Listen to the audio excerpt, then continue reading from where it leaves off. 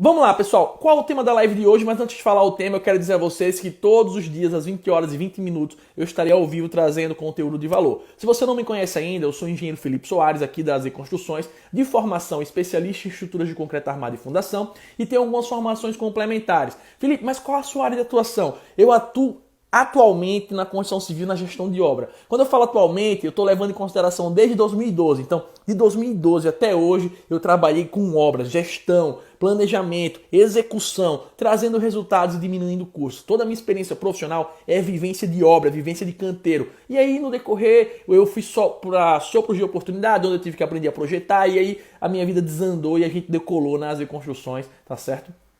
Mas, enfim, eu tenho algumas formações complementares. Além de engenheiro civil, eu sou eletrotécnico, eu sou eletricista predial, eu sou mestre de obras pelo Senai. Felipe, tá louco? Encanador. Tu fizesse esses cursos de baixo escalão pra quê? Eu fiz esses treinamentos para poder saber quem eu tô cobrando na obra. Para poder cobrar do meu encanador, para poder cobrar do meu eletricista, sabendo o que eu tô cobrando. Ver na prática como é que funciona. É algo que eu gosto, tá? Não necessariamente isso tem que ser aplicado para você.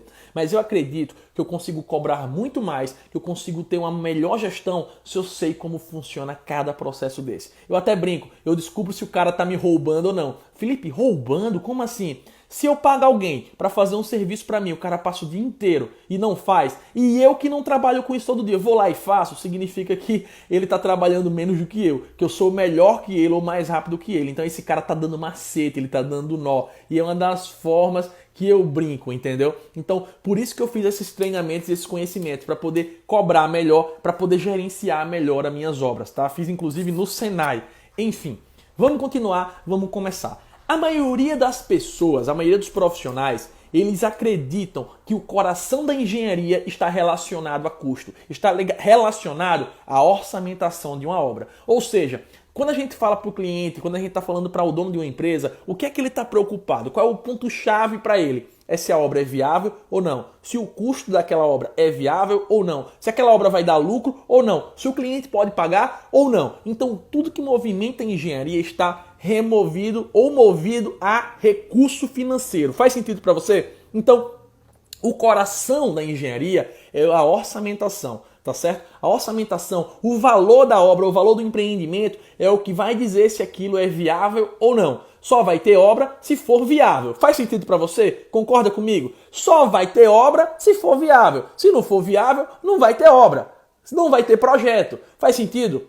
Concorda comigo? Então, o custo, ele é o coração da engenharia. Só que o coração da engenharia precisa de um pulmão. Só consegue bombear aquele coração da engenharia, só consegue bombear se ele tiver oxigênio. E sabe o que é que bombeia esse oxigênio para ele? O levantamento de quantitativo. A maioria dos orçamentos que você pode encontrar avaliando, eu trabalhei como fiscal há muitos anos, é no levantamento quantitativo. Colocar o preço não é algo simples, mas é algo que você consegue ter parâmetros, é algo que você consegue pegar banco de dados, é algo que você consegue fazer pesquisa de mercado. Só que para eu colocar o preço é o mais fácil. Eu faço cotação, coloco lá, não é que é o mais fácil, é o mais simples, tá? Não estou dizendo que é fácil, é simples. Agora, a parte mais difícil é eu chegar na informação para isso. É eu chegar na quantidade exata de serviço. E aí eu costumo dizer que o coração do orçamento é o levantamento de quantitativo. Eu costumo dizer que o pulmão da engenharia é saber levantar, ler e interpretar projeto. Por quê? Por que, Felipe, eu preciso saber disso? Se você vai trabalhar com execução de obra, faz sentido. Se eu vou trabalhar com execução de obra, eu preciso saber ler e interpretar. Eu preciso tirar do papel, tirar do projeto e colocar no terreno. Eu preciso pegar aquelas informações e fazer executar daquele jeito. Eu preciso saber conferir. Eu preciso saber a quantidade de material. Eu preciso saber a quantidade de serviço. Então, se eu vou trabalhar com execução de obra, eu preciso saber ler e interpretar projeto. Concorda comigo? Quem concorda vai dizendo aí. Concordo. Eu quero que vocês entrem comigo na live e pensem no raciocínio que eu estou pensando aqui. Então, se eu vou executar, eu preciso saber tirar do papel e colocar no terreno, fazer a obra criar corpo. Eu preciso saber ler e interpretar projeto. Se eu vou trabalhar, o Alex está aqui, é especialista em planejamento. Se eu vou trabalhar com planejamento de obras, se eu vou trabalhar com dimensionamento de equipes e duração de atividades, eu preciso saber o quê? A quantidade de serviço que vai ser feita. E onde é que eu pego a quantidade de serviço? Do projeto. É no projeto que eu vou lá saber quantos metros quadrados de alvenaria vão ser feitos. E aí eu pergunto a você, para fazer planejamento eu preciso saber a quantidade. Concorda comigo que eu fazer 1.000 metros quadrados de alvenaria vai ter uma duração de uma atividade do que eu fazer 100 metros quadrados? Concorda comigo que eu fazer os 1.000 metros quadrados de alvenaria, eu posso precisar de uma equipe muito maior do que uma equipe de fazer 20 metros quadrados? Então, para fazer o planejamento, para poder fazer a dimensão das atividades, para poder saber quanto tempo vai durar aquilo ou quantos profissionais eu preciso, eu tenho que ter o quê? O levantamento do quantitativo. Eu tenho que saber extrair aquilo do projeto. Faz sentido para você? Concorda comigo? Então eu tenho que pegar essas informações para poder botar na minha planilha. Eu preciso pegar essas informações para poder fazer meu planejamento. Eu preciso pegar essas informações para passar para o mestre de obra, para o pedreiro, para o cara que vai executar. Então, se eu trabalho com planejamento, eu preciso saber ler, interpretar e extrair quantitativo. Se eu trabalho com obra, eu preciso saber ler, interpretar e fazer a gestão da obra através dos projetos, tá? E, inclusive extrair o quantitativo também. Se eu trabalho com projetos complementares, como assim, Felipe? Com projetos complementares também precisa? Se eu trabalho com projeto estrutural, eu tenho que saber ler e interpretar o arquitetônico, né? Eu tenho que conseguir enxergar se tem pé direito duplo, se não tem, qual a cota, qual o desnível. Eu preciso saber, olhando aquele projeto arquitetônico, onde eu vou lançar a minha estrutura, onde eu vou lançar o meu projeto do sanitário, onde eu vou lançar o meu projeto elétrico. Eu preciso, pessoal, em qualquer área da engenharia, seja orçamentista, seja planejamento, seja execução, seja projeto complementar, seja laudo, seja o que for, eu preciso saber pegar uma planta, ler, interpretar e extrair toda a informação dela. Faz sentido para você? Concorda comigo? Então, para eu fazer um bom orçamento, para eu fazer uma boa gestão de obra, eu tenho que saber ler e interpretar projeto. E aí eu vou dar um segredo para vocês. A maioria das pessoas, a maioria dos recém-formados e até engenheiros que têm aí anos de experiência, tá ligado? Que nunca viveram a obra de verdade, trabalharam só em escritório, eles têm dificuldade de pegar o papel e extrair as informações. Sabe por quê? Porque quanto mais você viveu de obra, quanto mais você tiver vivência prática, mais fácil fica seu cérebro conseguir enxergar aquilo. Porque eu tô vendo aqui essa parede. É fácil enxergar essa parede, tá? Mas aí, o cara que nunca viveu, que não sabe o que é obra, ele não sabe que para fazer essa parede eu tive que escavar aqui 30 centímetros de profundidade, fazer uma viga baldrame ou uma pedra argamassada, impermeabilizar, subir com a alvenaria de tijolos cerâmicos com argamassa, depois eu tive que fazer um chapisco para dar aderência na minha próxima camada, que foi o reboco, e posteriormente eu tive que entrar com massa, selador e pintura. Olha quantas etapas aconteceram para chegar nisso aqui. E o cara que abriu o projeto arquitetônico, ele viu a planta baixa, só 2 traços dizendo parede. Parede revestida. É ou não é isso? Então se o cara não tem vivência, ele não consegue enxergar. E eu ainda vou brincar mais. Isso aqui é fácil. Porque para levantar esse quantitativo é área, é trigonometria, geometria, eu olhar aqui, pegar uma área e acabou. Mas e para fazer a fundação? Será que você sabe quanto que eu tenho que escavar? O que é que eu devo considerar? Eu considero só a área da forma ou tenho que considerar uma folga para poder trabalhar essas formas? Quanto que seria essa folga? Depende da espessura do madeirite que eu estou utilizando. Se eu estou utilizando um madeirite de 20 milímetros, eu tenho só aí de madeirite mais 2 centímetros para cada lado, 4 centímetros. Se eu for aumentar mais 3 a 5 centímetros, uma forma que era de 20 vai ter 24 e eu aumentei mais 5 de lado, ficou quanto? 34 centímetros para poder trabalhar e fazer o travamento. Olha um exemplo aqui genérico que eu estou dando, não estou dizendo que é exatamente isso. Mas eu preciso, pessoal, ter na minha cabeça exatamente como que é o passo a passo da obra. Não é só ler e interpretar o projeto. O segredo de um bom orçamento, o segredo de um bom levantamento de quantitativo é eu conseguir ter na minha cabeça a obra acontecendo. Eu costumo dizer que quando você tem experiência, quando você já viveu aquilo, você consegue fazer isso bem mais rápido. Porque na mesma hora que vem, porra, eu vou fazer uma casa, pá, na minha cabeça que já tem uma certa experiência, vai dizer o quê? Poxa, para fazer a casa eu preciso primeiro fazer as ligações provisórias, limpar o terreno, fechar com tapume. Consequentemente, eu vou fazer o gabarito, que vai ser o que? A minha alocação manual da obra, e fazer a escavação do serviço. Posterior à escavação, eu vou entrar com lastro de concreto, entrar com as formas e entrar com a minha viga baldrame. Da viga baldrame eu vou fazer a concretagem. Quando eu terminar de concretar, eu vou começar a passar impermeabilização. Por que faço a impermeabilização primeiro, Felipe? Eu vou esperar o tempo de cura, vou lá, impermeabilizo. Enquanto eu estou impermeabilizando, eu estou fazendo o quê? Eu estou jogando para dentro o meu aterro, o meu reaterro, que é para estar o tempo da minha viga baldrame secar. Por quê? Porque o impermeabilizante ele pede uma determinada quantidade de dias antes de você colocar a terra, para que ele possa secar, para que ele possa lá chegar no tempo de cura dele. Deu para entender o que eu estou querendo dizer? Na minha cabeça tem que estar automático, passo a passo que eu vou seguir naquela obra, para que não corra risco de eu pular. É muito louco se eu começar pela fundação, de repente, não, vou quantificar a coberta. Aí depois da coberta eu digo, agora eu vou fazer o reboco. Eu vou ficar sem uma sequência lógica. E as chances são que eu fazendo essa sequência de forma errada, se eu fizer essa sequência de forma errada, o que é que vai acontecer, gente? Fala pra mim. Eu esqueça algum dos serviços. Faz sentido para você? Quanto maior a quantidade de vivência que você tiver em obra, mais automático vai estar na tua cabeça cada etapa desse serviço. Faz sentido? Concorda comigo? Eu costumo brincar até com meus alunos dizendo o seguinte: quando você tem vivência da obra, quando alguém te pede um orçamento, você fecha o olho, imagina o serviço acontecendo e você consegue sentir o cheiro do cimento na obra. Você consegue sentir o cheiro do cimento, o cheiro da massa. Por quê? Porque já está tão natural para você que possivelmente você não cometa os mesmos erros.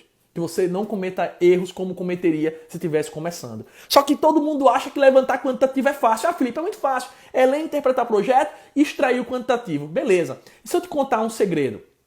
Não existe uma norma de orçamento no Brasil. Não existe uma NBR que nem a 5410 de elétrica. Não existe uma NBR como a 6118 de estrutura para tratar de orçamentação. E se eu te disser que o meu orçamento pode ser feito de um jeito e o seu pode ser feito de outro e os dois estão certos? Como assim, Felipe? Cara, o grande segredo do levantamento quantitativo, sabe qual é?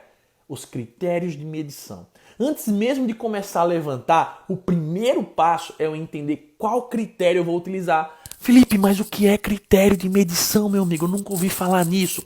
Existem diversos bancos de dados no Brasil. Alguns deles eu costumo dizer que o pai de todos é o TCPO, que é da década de 50. Foi o primeiro banco de dados a ser criado, onde aí a PINE pegou vários estudos dizendo quanto que gasta de cada consumo e criou as composições de custo unitário. Só que o que acontece? Esses critérios de medição, eles são alternados de acordo com cada banco. Por exemplo, o SINAP ele tem um critério de medição porque nas composições dele estão ligados a um critério, entendeu? Já no TCPO, o critério de medição é outro, porque na composição dele ele considera outro quantitativo. Qual dos dois está certo, qual dos dois está errado? Os dois estão certos. Desde que eu considere no meu levantamento uma coisa, o meu orçamento tem que considerar aquilo. Se tiver... Eu levantei baseado no SINAP, mas orcei baseado no TCPO. Vai dar certo? Não vai. A quantidade de mão de obra é diferente, a quantidade de material é diferente. Faz sentido para você? Eu vou dar um exemplo clássico aqui, um exemplo bem clássico. Imagina só.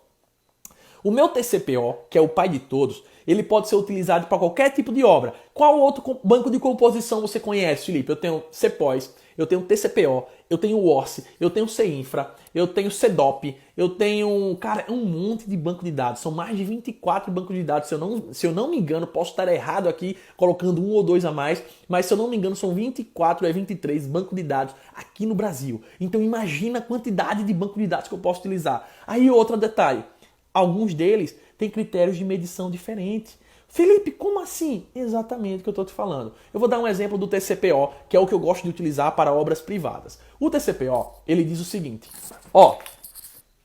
TCPO, ele diz que quando eu estou tratando de alvenaria, eu vou considerar, tá vendo aqui essa parte? Eu vou considerar o quê? Eu vou levantar toda essa área e vou descontar as esquadrias que tiverem uma área maior que 2 metros quadrados. Vou descontar o que exceder de 2 metros quadrados. Por exemplo, nessa alvenaria aqui, eu tenho essa porta que não passa de 2 metros quadrados e eu tenho aquela janela que não passa de 2 metros quadrados. Ou seja, eu não vou fazer nenhum desconto. Eu vou quantificar a área bruta, a área total, tá certo? E não vou descontar nenhum. Por quê? Ele considera, dentro da composição, que nesse serviço eu vou ter uma quantidade maior de pedreiro trabalhando. Como assim? Ele considera um tempo de serviço. Para o pedreiro fazer essa requadração aqui, para o pedreiro fazer esse recorte, deixar no prumo, no esquadro bonitinho, ele demora mais tempo do que se ele fosse fechado de tijolos.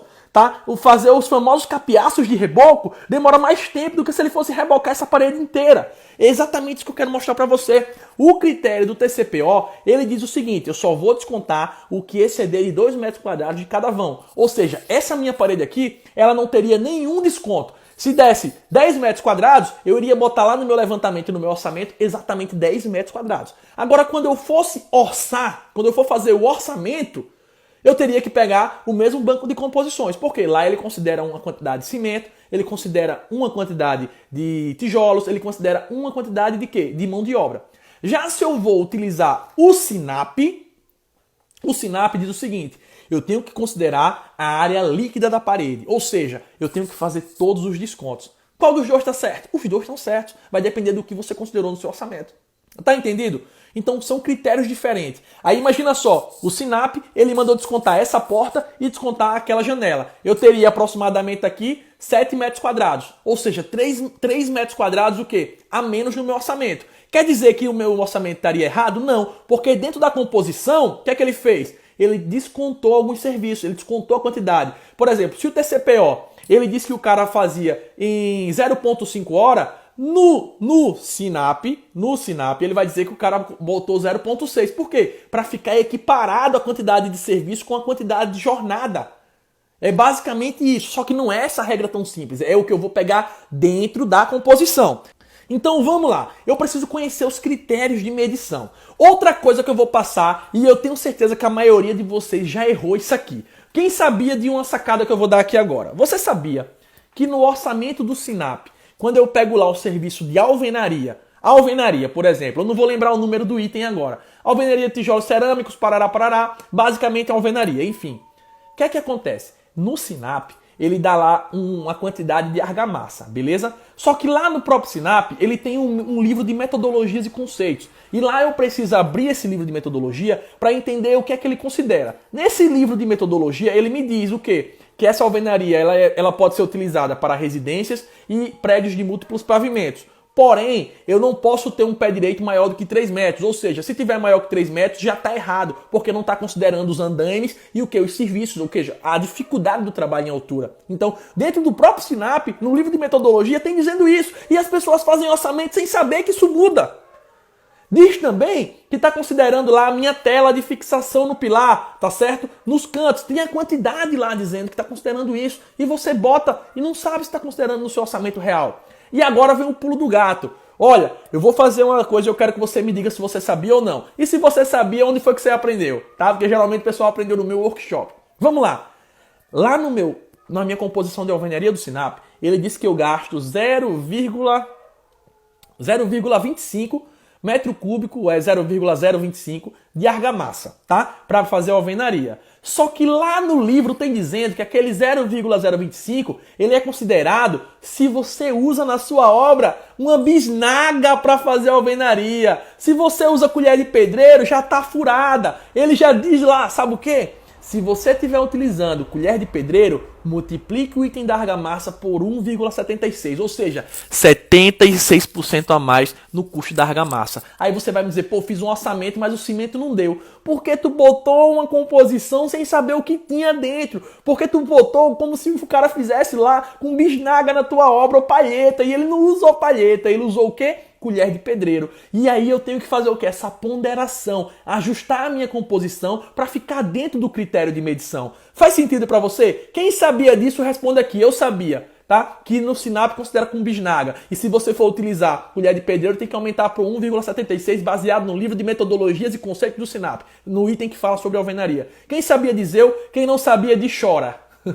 Gente, são dicas diárias, só que você não sabe e você pode estar errando e perdendo dinheiro por isso, por não conhecer o critério de medição. Então, antes de começar a fazer o meu levantamento, eu tenho que descobrir qual o meu critério de medição. Aí eu pergunto a você o seguinte, olha, chegou uma proposta de um orçamento para mim, eu peguei o quê? Eu peguei o critério SINAP e coloquei. Só que a proposta que veio para mim veio levantados quantitativos no critério TCPO. O que é que aconteceu? Houve duplicidade de valores, ou seja, o meu orçamento ficou acima. Por quê? O cara mandou para mim no TCPO, ele não descontou nada. Eu peguei o valor do SINAP que já estava com folga. E aí? Como é que fica? Houve erro, houve diferença no preço total. O que causa o quê? Que a sua empresa leve prejuízo ou que ela perca competitividade. Por quê? Se outra pessoa sacou isso, ela vai colocar um preço menor porque ela colocou exatamente o custo da composição. Se você não sacou isso, você deu um preço elevado, um preço mais caro, o que faz tu perder a obra. Meu amigo, eu preciso saber. Outro detalhe importante é o seguinte: se eu mandar um orçamento para 10 empresas diferentes, as 10 empresas podem mandar o quantitativo e o orçamento de forma distinta. Nada de errado com isso, desde que dentro do orçamento dela ela esteja considerando os custos que ela consiga terminar. Não há uma regra, não há uma exceção, exceto para a obra pública. Obras públicas é diferente. Obra pública, existe um decreto, que eu não vou lembrar o número agora, 7983, se eu não me engano, decreto 7983 de 2013, que ele diz o seguinte: toda obra que tiver R$1 de recurso federal, obra pública, eu necessito seguir o banco de dados do SINAP. Então, se eu estou trabalhando com obra pública, automaticamente eu tenho que fazer todos os critérios de medição SINAP e todos os preços SINAP, tá certo? Ou seja, eu vou levantar conforme o SINAP. Já o TCPO, eu utilizo ele para obras privadas. Outro detalhe interessante de falar: o SINAP, ele considera a área de escavação exatamente a área de forma. Ou seja, eu vou pegar exatamente a área de forma. Ele coloca a folga dentro da composição. Já no TCPO, ele pede para eu considerar a área real escavada. Ou seja, eu não posso pegar só o volume da forma. Eu tenho que pegar o volume do madeirite também, e tenho que pegar também o volume de folga que o meu servente cavou para poder fixar em cima e embaixo. E isso são coisas que só o dia a dia ensinam. E cara, eu digo a você, tem gente com 20 anos de experiência que cometem esses erros, que eu brinco que é erro de amador. Mas não é erro de amador, não. É erro, gente, de pessoas que não se atualizam, que não buscam olhar, que não tem o pulo do gato, que não tem a sacada. Então, se você quer ter um bom orçamento, eu tenho que começar levantando bem. Eu vou dar outro pulo do gato aqui de um erro muito comum que a maioria das pessoas cometem. Gente, quem já fez um levantamento de aço no projeto estrutural? Quando eu pego um projeto de aço, de um projeto estrutural, quando vem lá, não vem um resumo de aço? No resumo de aço tem lá, quantidade de aço mais 10%. Faz sentido? É o famoso erro dos 10%. Vai estar lá, mais 10% na quantidade do resumo de aço. Aí o cara vai, pega a quantidade de aço e bota na planilha. Aí ele vai e pega o preço do SINAP. No preço do SINAP, quando eu abro a composição, tem dizendo lá, para 1 kg de aço, na composição ele considera 1,1. Ou seja, ele já dá os 10% de folga na composição. Então, se eu pego o valor com 10% e boto o valor do SINAP, que já tem mais 10%, a minha obra está tendo 10% em cima de 10%. Ou seja, eu estou errando em 10% do valor da minha obra. Eu estou errando em 10% da quantidade de aço. Eu estou comprando a mais. Eu estou botando um valor mais caro. Então, quando eu pegar o volume de aço, o que é que eu tenho que fazer? Eu pego aquele valor da planilha e divido por 1,1. Aí divido por 1,1, eu acho o valor real, sem acréscimo. E aí eu boto o valor do SINAP lá, porque vai estar o valor real e o valor do SINAP acrescenta os 10%. Dentro da própria composição já acrescenta os 10%. Então, resumindo aqui, se eu quero ser um bom gestor de obra, eu preciso saber levantar quantitativo. Se eu quero ser um bom orçamentista, eu preciso saber ler e interpretar projeto e levantar quantitativo. Se eu quero trabalhar com planejamento, eu preciso saber ler e interpretar projeto quantitativo. E meu amigo, não é fácil não. Não é coisa fácil não. Eu tenho que saber como funciona cada processo, quais são os tempos de cura, como é que eu consigo fazer aquilo de forma rápida e assertiva. E como é que eu faço isso? Vivendo, tendo conhecimento. Eu tenho uma tabela, pessoal, com todos os critérios de medição dos serviços mais comuns para uma obra. Essa tabela tem dizendo lá, alvenaria, critério de medição. Chapisco, qual o critério de medição? Reboco, qual o critério de medição? Tem lá todos os critérios de medição de cada etapa. Por quê? Porque eu pego isso aí para facilitar a vida dos meus alunos, para poder facilitar. Então, dentro das minhas aulas, eu gosto de dar tudo detalhado, para que o cara não cometa os erros que eu cometi no começo da minha carreira. Eu já errei. Como assim, Felipe, tu já errou? Olha, o SINAP, ele diz que na hora de levantar o quantitativo, eu pego a projeção horizontal, ou seja, a minha coberta está vista de cima, então eu pego essa projeção horizontal aqui. Só que aí eu esqueci que eu tenho a inclinação, isso quando eu era estagiário, e eu pedi os caibros. Quando eu pedi os caibros, eles vieram 60 centímetros a menos. Esses 60 centímetros eu tive que trocar todos os caibros porque não dava mais. Por quê? Porque eu não considerei a inclinação. Levantar serviço é diferente de levantar material. Para o serviço de uma coberta, eu considero que a área plana, visto de cima. Só aquela área a área de projeção horizontal. Mas para quantificar o material, eu tenho que quantificar considerando a inclinação, porque é uma hipotenusa, né? É um triângulo, vai estar mais ou menos assim. A área para o serviço é essa de baixo, mas o material do caibro eu tenho que comprar considerando o transpasse. Então eu cometi esse erro. Eu já errei. E é isso que eu tô dizendo a você, não cometa esses erros. Cara, eu tenho que assumir pra vocês, eu já errei, eu não nasci sabendo. E o erro foi que me chegou e me ensinou a estar aqui onde eu tô hoje, tá? Se eu tenho a minha empresa hoje, se eu faturo bem, se eu lucro bem, é porque eu não cometo os mesmos erros que eu cometi lá na frente. Chega, suei, cara. Hashtag 2020, muito obrigado, fique com Deus. A live vai ficar disponível durante 24 horas, mande pros coleguinhas, pros amigos e dá o print e marca as construções. Fique com Deus, fui!